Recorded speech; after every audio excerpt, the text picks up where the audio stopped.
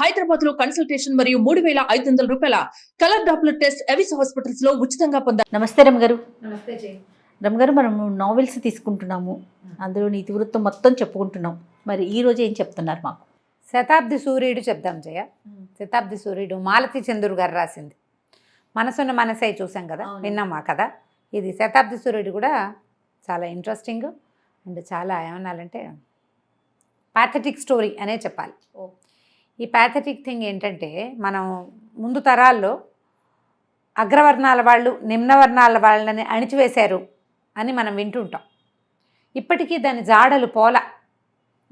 మీరు అణిచేశారు కాబట్టి మేము ఇలా అయిపోయామని వాళ్ళు అంటుంటారు, వీళ్ళేదో అంటే గందరగోళం, అది ఎప్పుడు నడుస్తూనే ఉంటుంది. ఇప్పుడు అణిచేసిన వాళ్ళు లేరు, అణిచివేయబడ్డ వాళ్ళు లేరు, ఎవరికి వాళ్ళు వెళ్ళిపోయారు, ఎవరి దారిన వాళ్ళు. దాని ప్రెషర్ మాత్రం ఇంకా మన దగ్గర ఉండనే ఉంటుంది. అయితే అగ్రవర్ణాల్లో వాళ్ళు ఇతర వర్ణాల వాళ్ళని అణిచివేసిన దానికంటే తమ ఇళ్లల్లో స్త్రీలని అణిచేసింది విపరీతమైన హింస.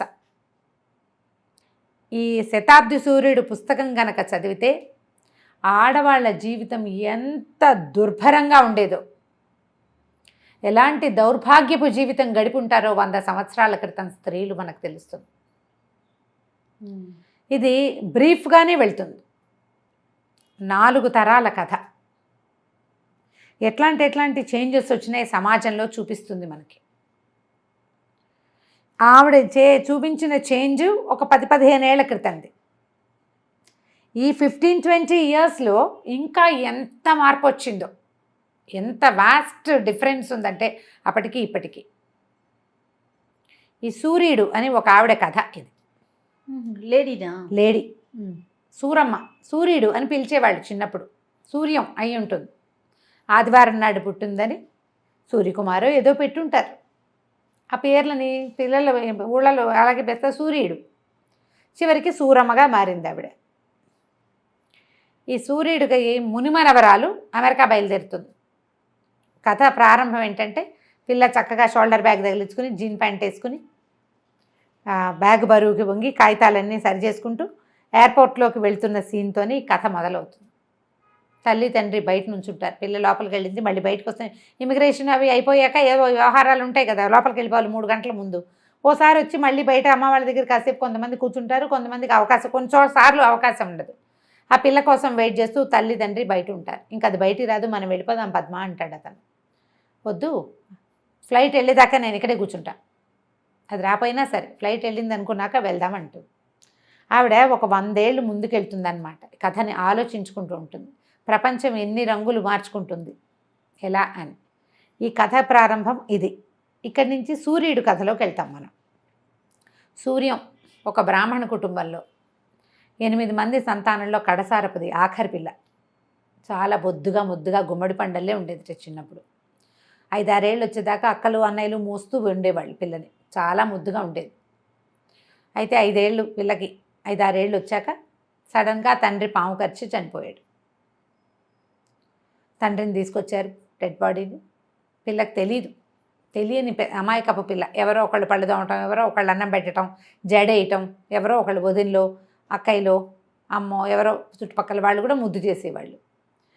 ఈ తండ్రి పోయిన తర్వాత ఇది ముట్టుకోకూడదు, అవి ముట్టుకోకూడదు, బ్రాహ్మణ ఇళ్లల్లో మళ్ళు ఆచారాలు కదా. ఇదేంటంటే, ఇప్పుడు ఈ కథ నేను చెప్తున్నాను, అది నేను ఓన్ చేసుకుంటున్నానని భావించద్దు. ఆ పుస్తకం చదివితే అందులోకి వెళ్తారు మీరు, ఎవ్వరు చదివినా సరే. అక్కడ ఇలా ఉండేవి ఆ పద్ధతులు అవే. ఇంకా కొన్ని చోట్ల ఇప్పటికీ ఉన్నాయి అవే పంథాలు, ఇప్పటికీ ఉన్నాయి, అంత తీవ్రంగా లేవు. పాతకాలంలో కొంత అవేర్నెస్ లేకపోవటం, చదువు లేకపోవటం, ఆడవాళ్ళకి మాట్లాడే అవకాశాలు లేకపోవటం, వాటన్నిటి వల్ల ఎంత దుర్భరమైన జీవితాలు గడిపేవాళ్ళు కనపడుతుంది అందులో మనకి. మనం కూడా కొంతమంది రిలేట్ అవుతాం. మన అమ్మమ్మల నాటి జీవిత కథ ఇదే ఉండేది అని మనకు తెలుస్తుంది.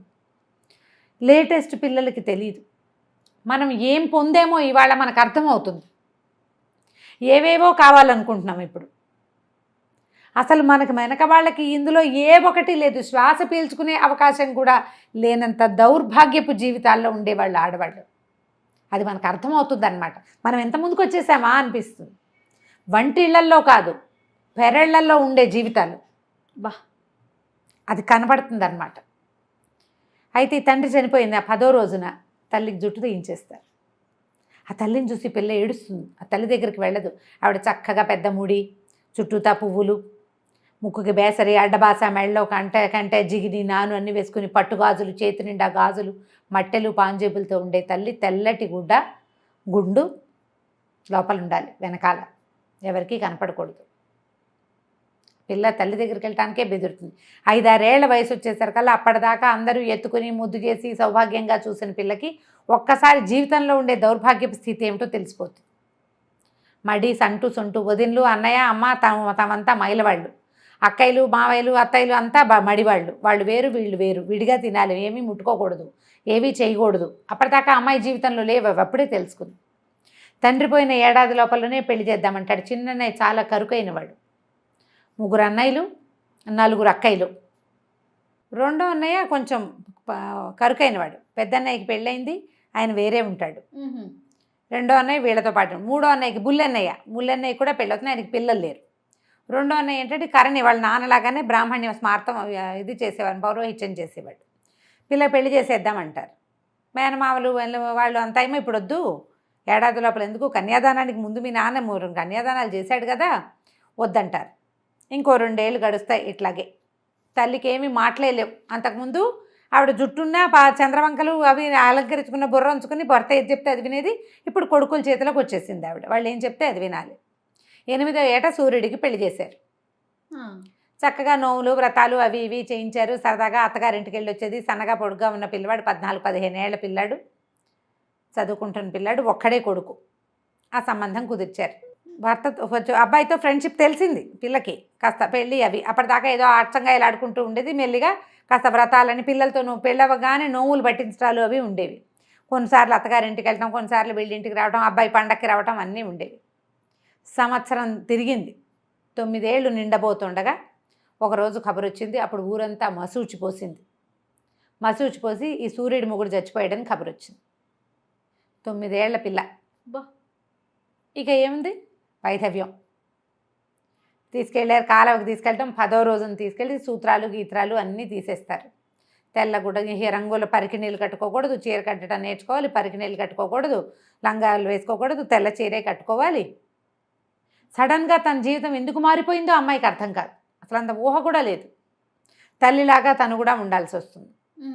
ఇక పొద్దున్నే ఎవరికి కనపడకూడదు, ముగ్గేయకూడదు, అవి చేయకూడదు, ఎవరికి కనిపించకూడదు, వంట చేయకూడదు, అన్ని పనులు చేయాలి కానీ ఎవరికి కనపడకూడదు, దొడ్లోనే ఉండాలి, ఇంట్లోకి రాకూడదు. తెల్లవారు లేవగానే అన్నయ్యలకి వదినలకి కనపడకూడదు. ఇదివరకు అట్లాగా పెద్దవాళ్ళు 6 చదువుతా అవి చదువుతా అచ్చంగా ఇలా ఆడుకుంటా కుదరదు. పని చేసుకోవాలి అంతే. ఇక జీవితం లేదు. కొంచెం 4-2 ఏళ్ళు గడిచేసరికల్లా మెచ్యూర్ అవుతుంది. సహజంగా జరిగేది కదా. ఈ ఉన్నవాటికి తోడు ఇది కూడా వచ్చిందా అని ఏడుపు. పెద్ద జడ పిల్లకి. వాళ్ళ చిన్న ఇది పెద్దది కూడా అయింది, దీనికి ఇంత జడ ఉంటే ఏ విధవ పని చేస్తుంది, మనకి కుటుంబం పరుగు పోతుంది, జుట్టు తీసేద్దామంటారు. 13 ఏళ్ల చిన్న పిల్లకి వైధవ్యము, గుండు. పూర్వకాలం ఒక 70-80 సంవత్సరాల క్రితం ఇదే మన రాష్ట్రాల్లో ఆడపిల్లల స్థితి. బ్రాహ్మణులు ముఖ్యంగా వాళ్ళు చాకిరికి తప్పిస్తే ఎందుకు పనికిరారు. కేవలం పనే చేయాలి. జుట్టుంటే మడివంటకు పనికిరారు. ఓహో, జుట్టు తీస్తేనే కుదురుతుంది. సకేశా అకేశా అని అడుగుతాడు కన్యాశుల్కం నాటకంలో గిరీశం గారు. జుట్టుందా లేదా అని. జుట్టుంటే ఎవరో పోకిన మగపిల్లలు ఎవరైనా వీళ్ళని లైన్లో పెట్టేస్తారు. ఇంట్లో అందరికీ సంసారాలు ఉంటాయి, అందరికీ కడుపులు, కాన్పులు, పురుళ్ళు, పుణ్యవచనాలు జరుగుతూ ఉంటాయి. వీళ్ళకి ఏమీ ఉండవు. ఎవరో ఒకళ్ళు వీళ్ళ అసక్తతని ఆసరా తీసుకుంటారు. ఆసరా తీసుకున్న వాడి దౌర్భాగ్యుడు బాగానే ఉంటాడు. దొరికిపోయిన పిల్లకి ప్రెగ్నెన్సీ వస్తుంది. అది తప్పదుగా. ఎంత దుర్భర పరిస్థితి కదా రమ్మగారు. అది తప్పదు కదా. అసలు అది ఎలా ఉంటుందంటే మెలిపెడుతున్నట్టుగా ఉంటుంది. ఎంత నగ్న సత్యం ఇది. తెలిసి తెలియక ఇప్పటికీ ఎవరో ఒకళ్ళ చేతులకి దొరికిపోతున్న వాళ్ళు తామని కంట్రోల్ చేసుకోలేకో, తెలివి తక్కువతనంతోటో, ఎదిరించలేకో ఇప్పటికీ అలాగే ఉన్నారు. ఇది ప్రకృతి సహజమైన వ్యవహారం. దీని నుంచి తప్పించుకోలేరు కదా. కాంక్షలు, కోరికల నుంచి తప్పించుకోలేరు. దానివల్ల వచ్చే పర్యవసానాన్ని తప్పించుకోలేరు. కరెక్ట్ అండి. ఆడవాళ్ళ దౌర్భాగ్యం అక్కడుంది. అక్కడ జాగ్రత్తగా ఉండలేకపోతే మగవాళ్ళకి దొరికిపోతారు. దౌష్ట్యానికి దొరికిపోయే వాళ్ళు ఉంటారు. ఇక జుట్టు తీర్చాలంటారు. జుట్టు తీయించరు, కొంతకాలం ఆగుతుంది. ఇంతలో వాళ్ళ మామగారు కబురు చేస్తారు, పిల్లని పంపించండి, మరి మా దగ్గరే ఉంచుకుంటా, ఓ పిల్లాడిని దత్తు చేసుకుంటా. వాళ్ళకి ఒక్కడే పిల్లాడు కదా, చచ్చిపోయాడు. మరి రేపొద్దున కర్మాంతరాలు తమకి కర్మలు చేయాలంటే తమకు కుమారుడు వద్దు. అందుకని కోడల్ని మా దగ్గరే ఉంచుకుంటాము, కోడలే దత్తత చేసుకుంటుంది. ఈ పిల్ల చూస్తే 13 ఏళ్ల పిల్ల, దీనికి ఇది పెంపకపు బాధ్యత దీనికి ఏమొస్తుందంటే, ఈ అమ్మాయికి కనుక పెంచుకోలేదనుకో, కోడలికి మనోవర్తి ఇవ్వాలి. వీళ్ళు దావా చేస్తారు, మా పిల్లకి మీ అబ్బాయి చచ్చిపోయాడు, వాడి పేరు మీద వైధవ్యం అనుభవిస్తున్న పిల్లకి మనోవర్తి. అప్పట్లో ఈ మనోవర్తివి బాగా నడిచేది. కుమారులు చచ్చిపోతే ఇక వీళ్ళు మనోవర్తి వాళ్ళ అత్తమామ ఆస్తి ఈ అమ్మాయికి వచ్చేస్తుంది కొంత భాగం. అందుకని ఈ అమ్మాయే పెంచుకున్నట్టుగా చేశారనుకో, మనోవర్తి వక్కర్లా. అసలు ఈ పిల్లకి మళ్ళీ పెళ్లి చేయటం అన్న ఊహ కూడా లేదు. ఇక వాళ్ళు ఎందుకు పనికిరారు, పని చేయడానికే పనికొస్తారు. పెళ్లిలో అన్ని పనులు చేస్తారు, పందిట్లోకి రాకూడదు. వాళ్ళు పొద్దున్నే లేవకూడదు, చూడకూడదు, సమస్తమైన పని చేయాలి, ఎదురు రాకూడదు, మాట్లాడకూడదు, నిశ్శబ్దంగా ఉండదు, దొడ్డి పెరట్లో అక్కడే ఉండాలి, ఇంట్లో కాదు.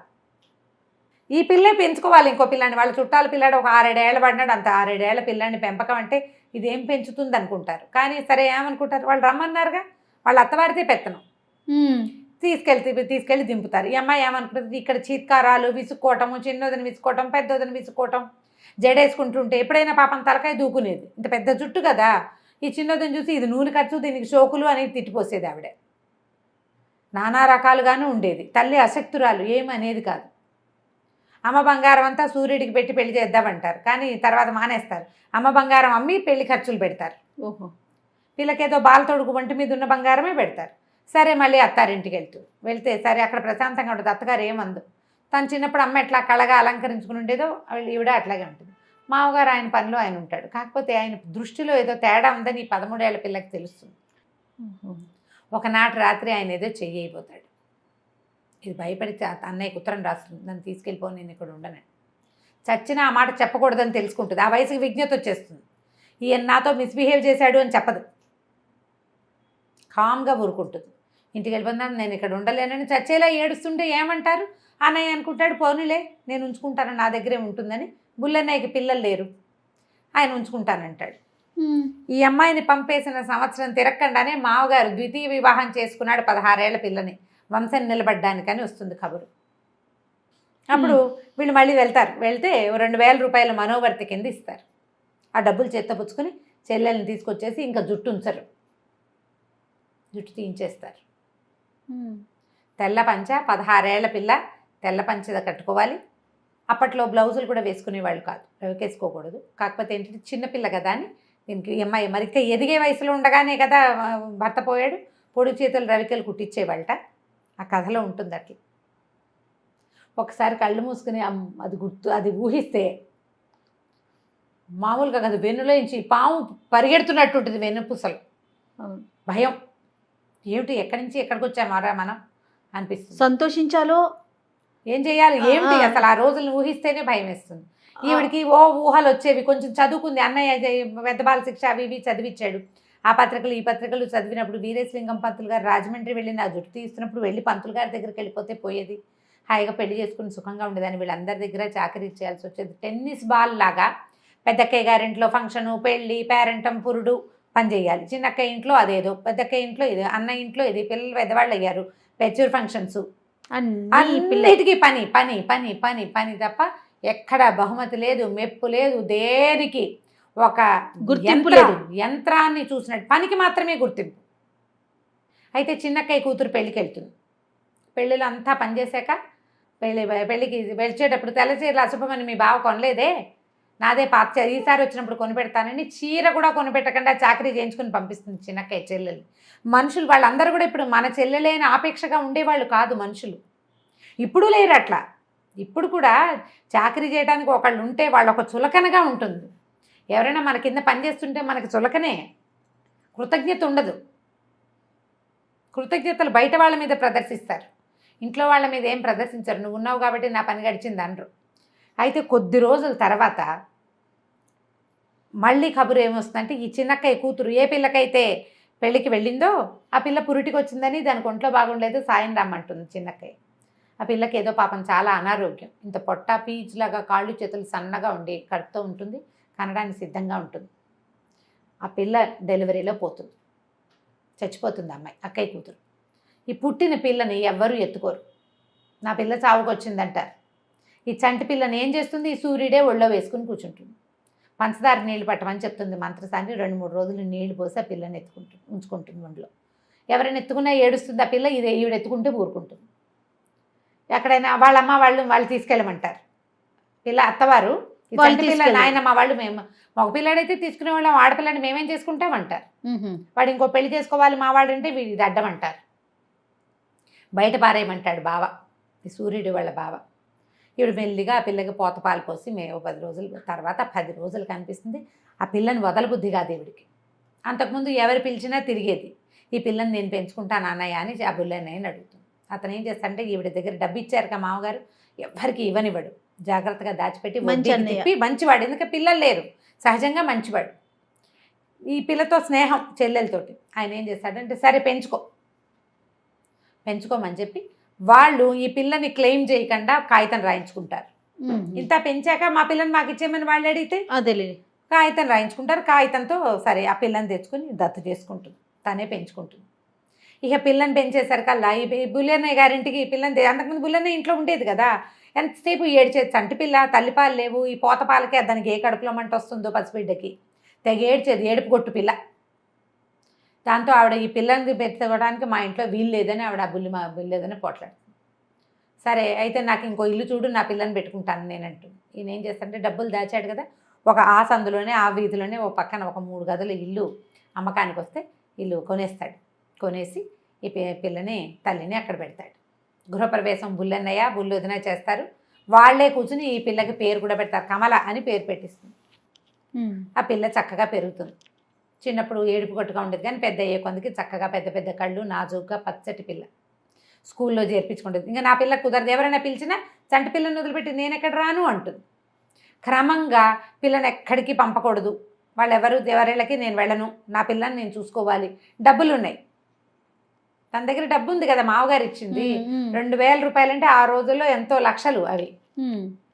ఆ డబ్బు వడ్డీకి తిప్పుతాడు అన్నయ్య. క్రమంగా పక్కన ఇంకో వాటా వేసిస్తాడు చెల్లెలకి ఆయన, ఆవిడ డబ్బులతోటి. అది అద్దెకిస్తే అద్దె డబ్బులు వస్తాయి. పిల్లని చక్కగా పోతకలాగా పెంచుకుంటుంది. 4th ఫారమో ఏదో చదువులోకి వస్తుంది, పెళ్లి సంబంధాలు చూడడం మొదలు పెడుతుంది. ఈ లోపల చిన్నక్కయ్య రంగప్రవేశం చేస్తుంది. నా మనవరాలు కదా, నా చిన్న కొడుకు ఇవ్వు నీ పిల్లని అని.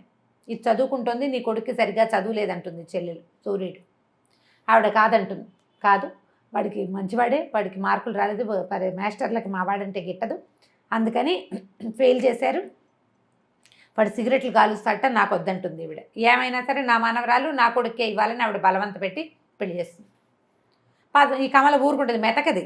తల్లి ఎంత ముద్దుగా చేసినా గారాబం చేసినా పెంకితనం రాలేదు ఆ పాపం ఆ పిల్లకి. ఆ బుల్లి తాతయ్య బుల్లి మామ వాళ్ళతో పాటు ఉండి మొత్తాన్ని పెళ్లి చేసేస్తారు. పెళ్ళి అయిపోతుంది, మంచి మార్కులు వస్తాయి. కానీ ఈ సత్యం ఆ పిల్లాడి పేరు, అతని అమ్మాయితోటి ఏమీ సరిగ్గా ఉంటాడు. జంతువులాగా మీదకి వస్తాడు ఆ అమ్మాయి మీదకి. దానికి వాడంటేనే భయం. సరే కొద్ది రోజులు గడిచేసరికి పిల్ల కడుపుతో ఉంటుంది. ఇది సహజం కదా. ఆ కడుపుతో ఉండి కన్నాక దానికి తెలుస్తుంది వీడికి ఆల్రెడీ ముందే పెళ్ళయింది, వాడికి చదువు లేదు. తల్లికి అమిత ప్రీతి అమ్మమ్మకి వాడంటే. ఆవిడ ఆస్తి కూడా ఎక్కువ ఇప్పించింది చిన్న కొడుక్కి. ఆఖరికి ఆవిడ పెళ్ళికి నా బంగారం అంతా కమలకే పెడతానని చెప్తుంది పెళ్ళప్పుడు. అదంతా నాకు కావాలంటాడు అతను. ఈ కూతురు పుడుతుంది ఈ కమలకి. మగపిల్లాడైతే వంశాంకురం అని ఆశపడి వచ్చేవాడేమో అతను, రాడు ఇంకా. దాంతో ఈ అమ్మాయి తిరగబడి అమ్మమ్మ మీద పోట్లాడుతుంది. నీ కొడుక్కి ముందే పెళ్ళయిందని, ముందో కూతురు ఉందని, మళ్ళీ అమ్మాయి కడుపుతో ఉందని తెలిసి కూడా నువ్వు నన్ను కట్టేవు. నాకు చచ్చిన వాడొద్దు, నేను వాడితో ఉండను, నేను చదువుకుంటాను, నా బతుకు నేను బతుకుతాను, నా పిల్లకి నా బంగారం అంతా నీకు పెట్టాను కదా, ఇచ్చి పారేస్తాను, నాకు అక్కర్లేదు నీ బోడి బంగారం, నా పిల్ల ఉంది నాకు చాలు, నేను మా అమ్మ నా పిల్లని మేము బతుకుతాం ససేమిరా అంటుంది.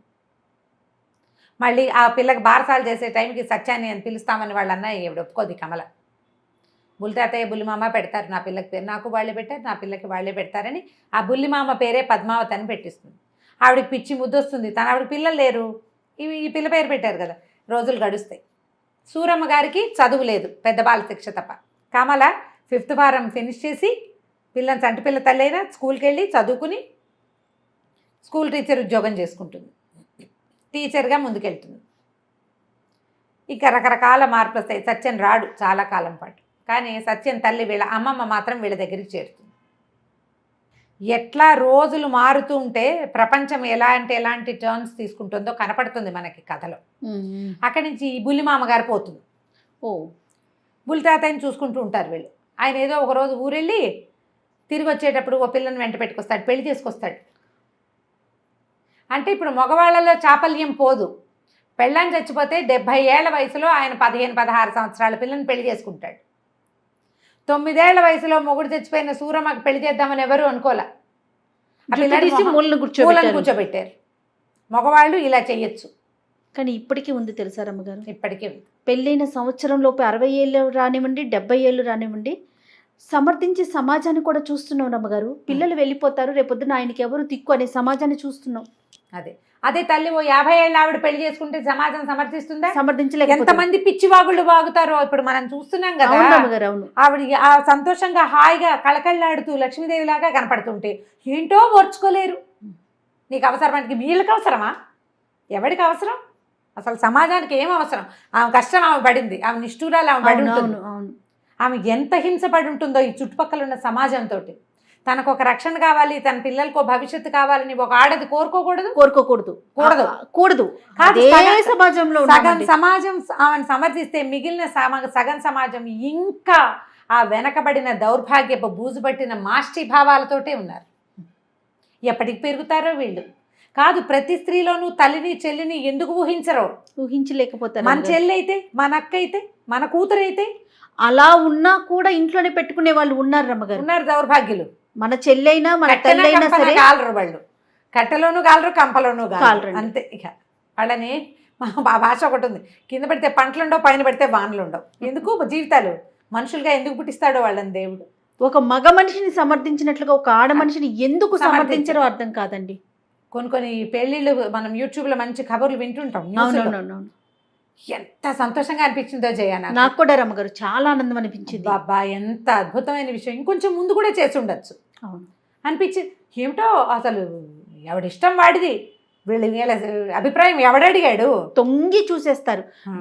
వీళ్ళకే జవాబుదారితనం ఉన్నట్లుగా వీళ్ళే రాసేస్తారు, వీళ్ళే మాట్లాడేస్తారు. వీడేమైనా ఉద్ధరిస్తాడా? ఆర్చేవాడు కాదు, తీర్చేవాడు కాదు. సరే, ఈయన పెళ్లి చేసుకొచ్చేసరికి ఆశ్చర్యపోతుంది కమల. ఏంటి తాతయ్య ఇట్లాంటి తాతయ్య మరి దాని తాతయ్య బుల్లిమామ, ఆ తాతయ్య. ఈ పిల్ల కూడా ఇంత 9 ఏళ్ల పిల్ల కూతురు. కమల కూతురు 9 ఏళ్ల పిల్ల, మనవరాలి కూతురు. ఓ 15-16 ఏళ్ల పిల్లని తెస్తాడు. ఆ మొత్తం భార్య ఆ పిల్లని చూసేసరికి అదేం మామూలుగానే ఉంటుంది, కానీ చాలా సంవత్సరాలు భార్య అనారోగ్యంతో ఉండి కొత్తగా వచ్చిన పిల్ల వల్ల ఆయనలో యవనం ఉద్రేకంగా ఉంటుంది. ఏం చేస్తాడు? అంత బంగారం అంతా దానికి పెడతాడు. కొద్ది రోజులు సినిమా అంటుంది, షికార్ అంటుంది, ఏదో కమలే తీసుకెళ్తుంటుంది. సడన్గా ఒకరోజు జంప్, మొత్తం బంగారంతో ట్రంక్ పెట్టతోటి ఎవరితోటో వెళ్ళిపోతుంది. ఆ పిల్ల మొత్తం బంగారం అంతా పోయింది. ఒంటెడి బంగారం పెట్టు తిరిగేది రోజు, మొత్తం బంగారం అంతా తీసుకుపోయింది. ఈ అక్కయ్య చెల్లి ఇద్దరు తిట్టుకుంటూ ఉండేవాళ్ళు. ముసలమ్మలు ఇద్దరు ఉన్నారు కదా, అన్న ఇట్లా చేశాడని అమ్మాయిని ఏదో ఒకటి అనేవాళ్ళు. కమలని నీకెందుకు అంత బాధ, పోనీ ఏదో చేసుకున్నాడు, ఆయన పెళ్ళాము, ఆయన ఇష్టము, మనకెందుకు అంటే వీళ్ళకి నచ్చేది కాదు. మా వదిన ఎంత మంచిదో, ఇలా పాపిష్టి పెదవా, ఇన్నేళ్ళు కాపురం చేసి 50 ఏళ్ళు ఇప్పుడు దీన్ని తెచ్చాడని తిట్టుకుంటారు. ఒళ్ళు మంటగా ఉంటుంది. అవును. పోనీ ఈవిడ తనకు పెళ్లి చేసుకుందామన్న ఊహ కానీ ఏమైనా వచ్చిందంటే అప్పుడు రాలేదు.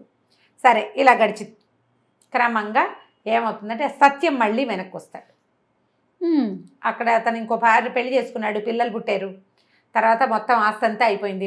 పని పాట లేని చదువు లేని వాడికి ఏముంటుంది, బంగారం అంతా అయిపోయింది. మా అమ్మ ఇచ్చిన బంగారాన్ని నాకే చెందాలని బలవంత పెట్టి రాయించుకు తీసుకెళ్తాడు.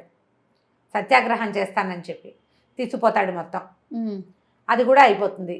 పెళ్ళాము పిల్లలు ఏమో మతంలో కలిసిపోతారు. వాళ్ళు భోజనం పెడతాం, పిల్లలకి నీకు మతం ఇస్తే నీవు ఇక్కడ పని చేసుకోవచ్చు చర్చిలో అని ఎవరో చెప్తే అమ్మాయి పిల్లలతో సహా వెళ్ళిపోయింది. ఇదంతా వాక్యాల్లో తెలుస్తుంది మనకి. తల్లే ముసలావిడే చెప్తుంది. సత్యం తిండి లేదు, 3 రోజులైంది అన్నం తిని, వాడి మీద నా ప్రాణం కొట్టుకుంటుంది. నువ్వు అబద్ధాలు చెప్పి పెళ్ళిళ్ళు చేసావమ్మమ్మ, నువ్వు ధృతరాష్ట్ర ప్రేమ అనేది, నీ కొడుకు సరిగ్గా చదవక మార్కులు రాకుండా ఉంటే నువ్వు వాడిని వెనకేసుకొచ్చావు.